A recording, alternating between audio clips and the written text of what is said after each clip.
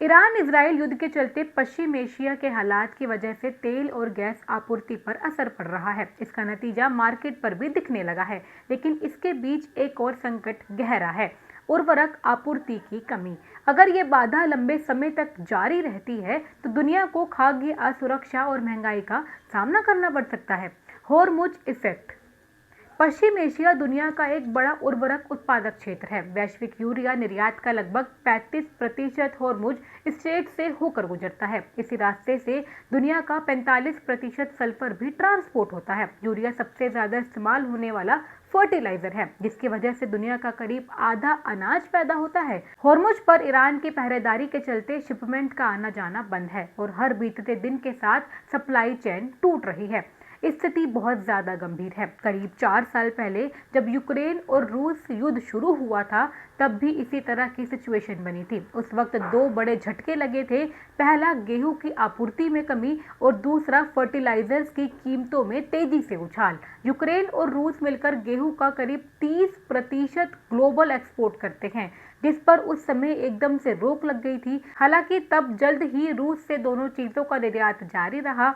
वहीं भारत जैसे देशों ने गेहूं निर्यात बढ़ा दिया, लेकिन इस बार सीधे समुद्री मार्ग बाधित होने से स्थिति दूसरी है। साथ ही प्रोडक्शन को रोका गया। ईरान ने जिस तरह से दूसरे अरब देशों में मौजूद फैसिलिटीज को निशाना बनाया है, उससे भी गहरा असर पड़ा है। समुद्र के रास्ते होने वाले यूरिया के कुल व्यापार में कतर एनर्जी की हिस्सेदारी लगभग 10% है। इसके एक कॉम्प्लेक्स पर 2 दिन पहले ड्रोन अटैक हुआ था, जिसके बाद कंपनी ने सल्फर, अमोनिया और यूरिया का प्रोडक्शन रोक दिया। ईरान और सऊदी अरब की सप्लाई भी प्रभावित हुई है। फर्टिलाइजर मार्केट शुरू से बेहद संवेदनशील रहा है। चीन जैसे मुल्क अपनी जरूरत को देखते हुए ग्लोबल सप्लाई को प्रभावित करते हैं। नेचुरल गैस भी बड़ा फैक्टर है, जिसकी जरूरत फर्टिलाइजर प्रोडक्शन में पड़ती है और जिसमें अभी कमी आई है।